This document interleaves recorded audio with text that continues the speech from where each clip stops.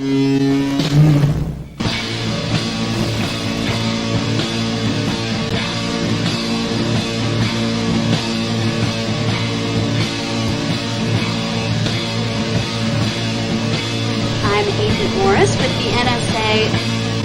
is something real here. Did you believe that our government is in possession of UAPs? Absolutely, based on interviewing over 40 witnesses over 4 years. And where? I know the exact locations, and those locations were provided to the Inspector General and from which to the intelligence committees. I actually had people with the first-hand knowledge provide a protected disclosure to the Inspector General. Biologics came to some of these recoveries. Yeah. Those could represent exquisite new adversary technology. Non-human, and that was the assessment of people with direct knowledge on the program I talked to that are currently still on the program. The government is covering up some level of its knowledge and understanding about what some of those things are.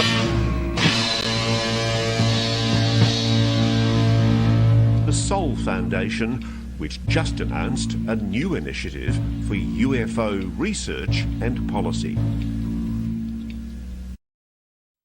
It's nuts, man. I mean, we're just small-town buds who saw a UFO in the woods. I mean, now we're hanging out with the government. Wow. What floor were you guys on?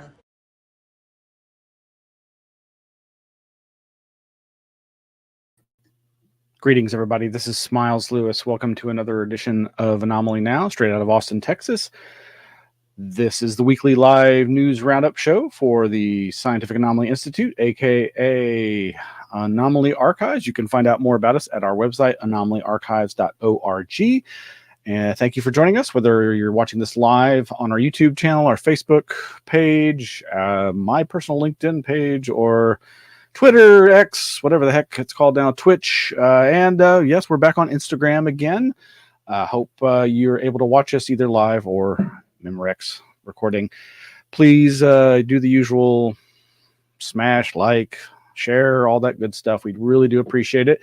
Every little bit helps. We all want to get word of this worthy nonprofit charitable organization, community-oriented nonprofit out to the world for those interested in strange phenomena, anomalies, UFOs, parapsychology, the anomalous nature of consciousness, and all the strange natural and supernatural, paranormal, esoteric, occult, weird phenomena that occurs that we document and archive and preserve here in Austin with the Anomaly Archives. Thank you. You can go to anomalyarchives.org. You can also reach out to us via snail mail if you prefer to write letters the old-fashioned way. You can send love letters, love offerings, as Jim Mosley of Saucer Smear used to say, to our P.O. Box. That's Austin. That's Anomaly Archives, P.O. Box 152252, Austin, Texas.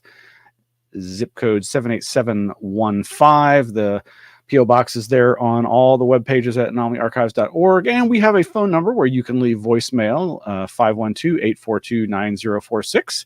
And if you do leave a message, let us know if you are interested or willing to let us play that on the air. That, again, is area code 512-842-9046. That's our phone number. And, of course, if you'd like to communicate via email, you can reach us at contact@anomalyarchives.org. Well, thank you. This is going to be another interesting show. Haven't added that many things to the Flipboard this week, but you can find something there. If you can always dig back through those archives of thousands of articles and find what's of interest to you. Something I'm not going to go into deeply, other than to point your attention to this 404 Media article by Emmanuel Mayberg. Amazon sold fake copies of hotly anticipated UFO book. That's right. It's imminent. It's imminent. Imminentizing the eschaton. Luis Elizondo, controversial figure, hero for the new disclosure age. You decide. Well, he's had a book template up on Amazon for some time called Imminent, and guess what? Somebody pulled a scam, and people have been falling for it. Apparently, there were books that seem to be AI generated, but use the cover with slightly different changes to it to get around, I guess, the legalities of it. But who knows? That's over at 404media.com, I believe is the URL. You can find that over at the Flipboard. But we got some big news, actually, that before I get into any of this, I should just let you know. So the Anomaly Archives is about to launch a new monthly lecture series. We're going to be having monthly lectures by a variety of amazing and interesting people. We've already got bookings for the next 3 months. This month, starting June. Oh, by the way, it is Wednesday, June 5th, 2024. And later this month, we're going to have our first speaker. That's going to be Brent Raynes of Alternate Perceptions magazine. And of course, he's written the book on John Keel and has been at this for a very long time and has so many amazing anecdotes from his experience and history investigating these strange phenomena, the UFO phenomenon, and all the concomitant phenomena that come around it. And so that's he's going to be our speaker for June. And then in July, we're going to be having Professor WHAM give a presentation. And then in August, we'll be having Joshua Cutchin give a presentation. We've got a number of other people lined up after that. But basically, this is all going to be part of a new rollout where we're looking for monthly funding. If you just want to pay to see one of these speakers, that's fine for that month's event. But if you become a monthly contributor, you'll be able to see these presentations every month, plus any back catalog of presentations and new content that we'll be creating here at anomalyarchives.org. So back to the news for tonight. So yes, I recently got, wait, don't tell me. After the Flying Saucers Came by Professor Greg Eghigian. Yes, it's got blue text, or excuse me, green text. So the green screen is causing it to be transparent. Wait, can you see? No, you can't. So really looking forward to, I've been looking forward to this for so long. Since I first learned of Professor Eghigian, professor of history. Been really interested to see his take on this, providing an academic tome on the history of UFOs. Of course, the last professor of history to write a actually well-respected book on the history of UFOs was none other than David Jacobs, who didn't stick to just history and went off, some might say, the deep end, and believed all kinds of things and did all kinds of things. We'll just skip over that for right now. But Professor Greg Eghigian, you can find out more about him at the Anomaly Archives website. Let's see if I can bring that up right there. This page for after the flying saucers came, a global history of the UFO phenomena. It gives a brief synopsis there, as well as the table of contents. And then, of course, we have got a page for Mr. Eghigian that has a lot of links to articles that he's either contributed to, written entirely himself, or been a part of, as well as a veritable panoply of UFO videos, or rather clips of him talking about the UFO phenomena. Now, you will not hear wild-eyed speculation from him. If you're looking for talk of disclosure or the latest and greatest speculations about this or that UFO sighting, that's not his thing. He is a professor trying to do a deep dive into the historic phenomenon of UFOs, and more importantly, their place in history, and how people have perceived them through that history as a function of the times they were living through. So if he has any context about, say, David Grush, I'm sure it will be informed by all the other things that we are living through right now. So yes, you can find those links over on the anomalyarchives.org website. Some great stuff when I was digging into finding all the clips I'd come across over the last few years. Put the links there so you don't have to do the digging. There's, of course, so many more I'm probably missing, but there you go. And this just came in over the wire. Our friend Tim Binnall reporting over at coasttocoastam.com. Argentine politician reveals UFO encounter. This is from June 4th. Tim writes, an Argentine politician raised eyebrows in his country when he revealed a vivid UFO encounter that he experienced years ago. Deputy Mayor for the city of Cordoba, Javier Preto, reportedly shared the remarkable account during a recent television interview. And in fact, you can see that interview. There is a link to the 5-minute, 40-second YouTube video. I guess it was a soccer program in which the one of the hosts, I guess, knowingly asked, "Do you believe in aliens?" And he proceeded to give an account of his own experience. And this has been written up in the website chronica.com.ar. And in this, I thought I already translated this to English, but it did not translate. Oh, well. Well, you can go there with the appropriate browser and have it translated to English and read it. But basically, over at Coast to Coast AM, Tim gives a pretty good synopsis of it. Apparently, this gentleman was taken with a monk and a group of people, I think about 5 people, up into the mountains several years ago. And Mount Uritorco on a mission of sorts, quote, to go see these special beings. As the group stood on a sizable stone, he said, a light resembling a white oval suddenly appeared before them. It was soon joined by 4 additional illuminations, which formed a cluster resembling 5 rings. Preto and his friends, he recalled, stood in awe as the illuminations hovered before them, before ultimately disappearing after about 15 minutes. 15-minute UFO sighting with multiple witnesses, multiple objects. Don't know if he reported this to anybody or whether it was actually investigated by quote-unquote ufologists, but interesting nonetheless. That goes on to say, upon returning to their hotel following the astounding experience, he said the monk indicated that the eerie aerial anomalies were an evolved race of peaceful special beings. The event was so transformative for Preto, he told the program's host that he later took his son to a different mountain in the hope of meeting these entities again. And on this occasion, they witnessed, quote, an extraterrestrial city by way of a portal that provided a glimpse of an apocryphal underground community known as ERKS, E-R-K-S. In what may be a sign of the ufological times, Preto's fantastic account comes on the heels of a similarly vivid tale shared last month by Chilean Senator Karim Bianchi, who claimed that he was once abducted by aliens and then visited by an ET. And of course, there's a link to that previous story there.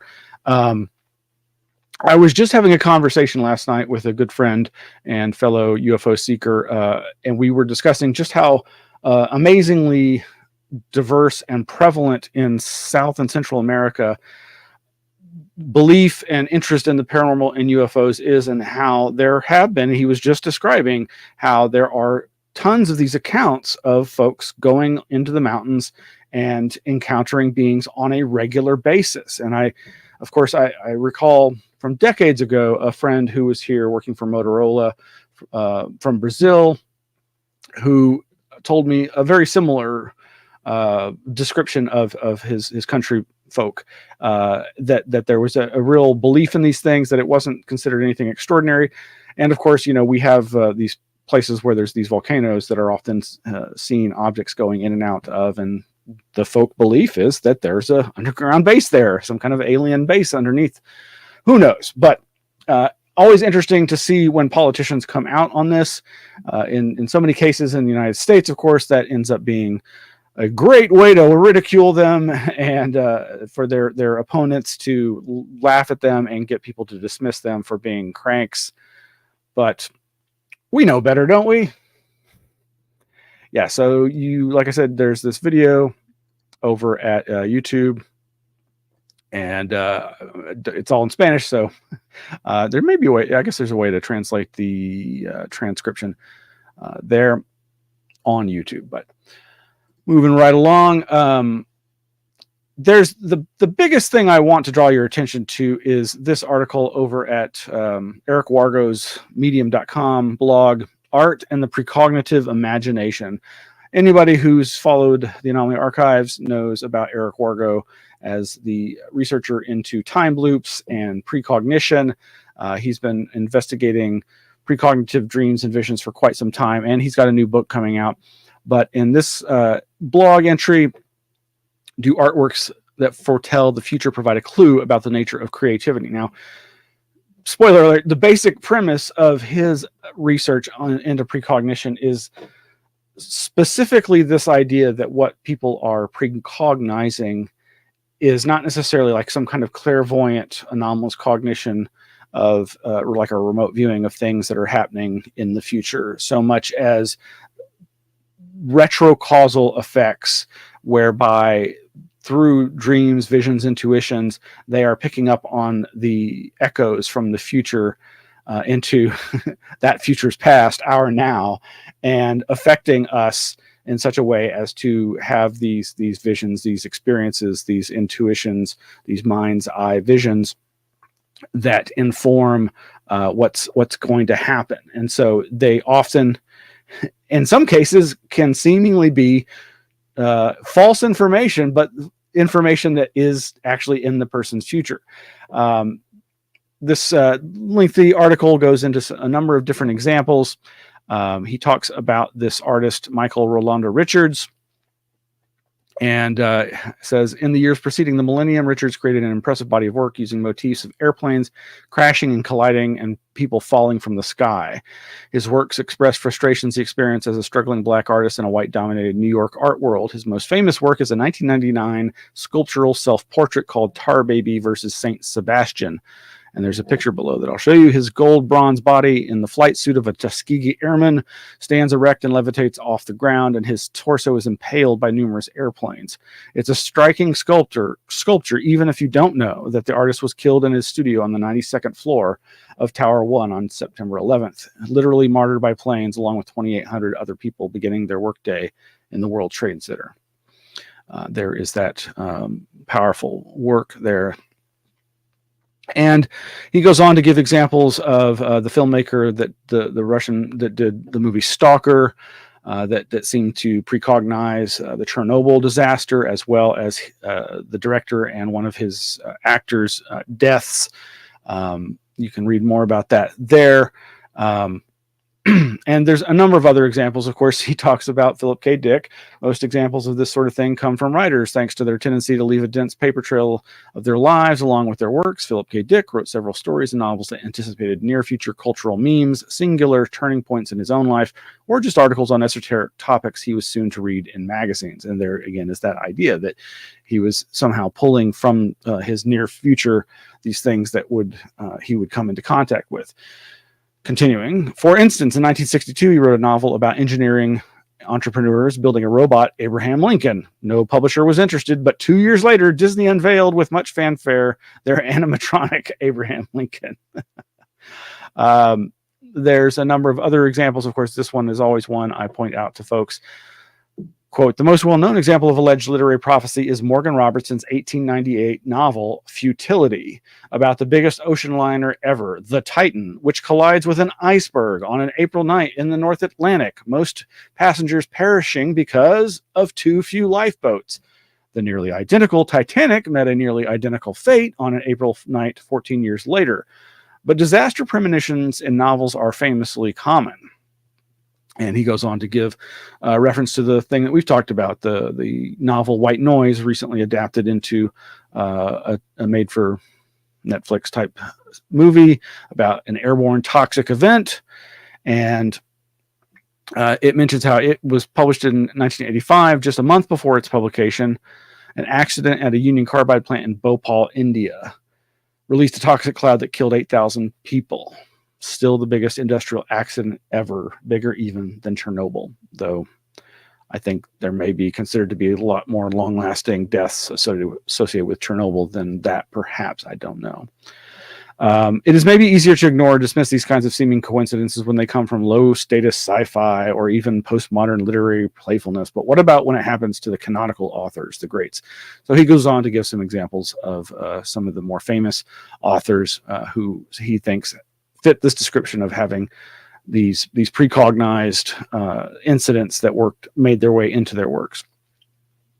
And he talks about a book by Adam Moss, The Work of Art, a thick and beautifully produced compendium of interviews with artists about their creative process. and plays on the whole idea of 99% perspiration, 1% inspiration, the Thomas Edison famous quote. But he's, again, trying to push this idea that it is, in fact, more often this intuitive aspect, this transtemporal precognizing that is often at the heart of these more powerful works that exhibit these synchronicities. There's a lot of other good examples, and I encourage you to go over to his blog there at medium.com. And of course, he cites the works of Jeff Kripal, trying to make the impossible possible, and gives some more interesting examples, including this one from Kevin Archer, linking to the blog, kevinarcher.art, to give another example. And in that one, too, it seems that it seems clear in that example that this person was seemingly precognizing something that they would learn later in life, but then that turned out to not exactly be true. So they were precognizing the false information. Buyer beware. Well, he, of course, tries to ground it in some of the science, not going into the details, but just to say that, as I often struggle to tell folks, that there is just such a wealth of parapsychological scientific research that, to my mind, and to the minds of those performing that research, indicates that this is a real phenomena, that there may be real physics behind this, and we may be getting closer and closer to understanding this. In giving those brief synopses, he says, quote, "A growing number of physicists think that what the field has been mistakenly thinking of as randomness is really causes propagating backward in time, future to past. The unpredictable part of an electron's behavior has to do with the next thing the electron will interact with. Another way of putting it is that the physicist's measurement of the electron is actually causing some of the particle's prior behavior." H.U.W. Price at Cambridge and Ken Wharton at San Jose State University argue that retrocausation provides an elegant and simple solution to many other quantum mysteries, such as entanglement. It gives us headaches, even many physicists, to think in these terms, but we're just going to need a bigger bottle of aspirin. And he gives some other examples, including Hameroff is working with Nobel laureate physicist Roger Penrose on a solution to consciousness that involves microtubules. He also playfully talks about the idea of quantum computers and references my favorite science fiction writer, still living, William Gibson, and his novel The Peripheral, which was made into another Netflix type streaming series, which unfortunately did not get renewed. But very interesting idea, whereby people in the future are communicating to people in our present, their past. Again, check it out. Highly recommend this. Meanwhile, just some quick other headlines. Oh, yes. China probe successfully lands on the dark side of the moon. Yep. Can it be believed? Can we believe Chinese state television? China's Chang'e 6 lunar probe successfully landed Sunday on the far side of the moon to collect samples, state media reported. The latest leap for Beijing's decades-old space program. Chang'e 6 set down in the immense South Pole Aitken Basin, one of the largest known impact craters in the solar system. State news agency Xinhua, I'm not sure how to pronounce that, said, citing the China National Space Administration. Yeah, there's several phrasings in this article that it just keeps relying on the state media of China are reporting this.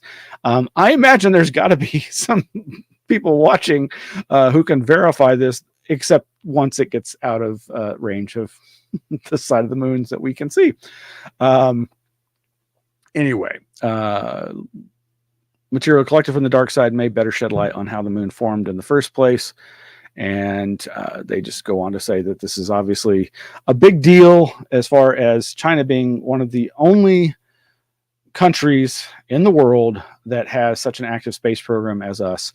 And there you go. Meanwhile, one last thing.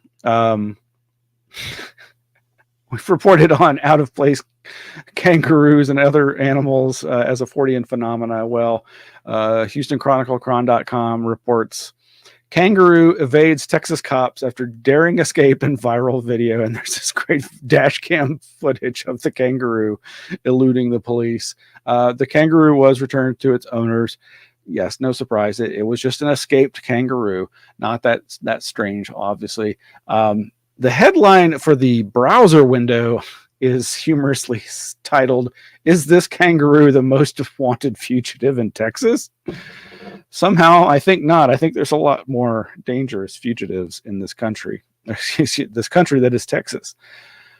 All right. Well, that's going to wrap it up. I'm keeping this short tonight, folks. Really appreciate you tuning in or listening to the podcast after the fact. And of course, you can go to our Spreaker.com podcast page if you want to subscribe to the audio only version. I'd usually tweak those and edit them a little to make them quicker and better sounding. Or you can listen on your favorite podcatchers, Spotify, etc.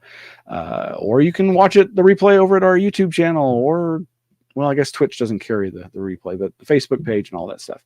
Again, we could really use your help. You can make tax-deductible donations. You can send them to the P.O. Box address that's on the website, and you can support us in that way, or just, again, share the information and get the word out about us. And like I said, starting this month, we are now starting a monthly lecture series, and that's going to start with Brent Raynes at the end of this month, June 2024, with Professor WHAM presenting in July next month. And then after that, Joshua Cutchin will be presenting, and we just got a host of other people lining up for that.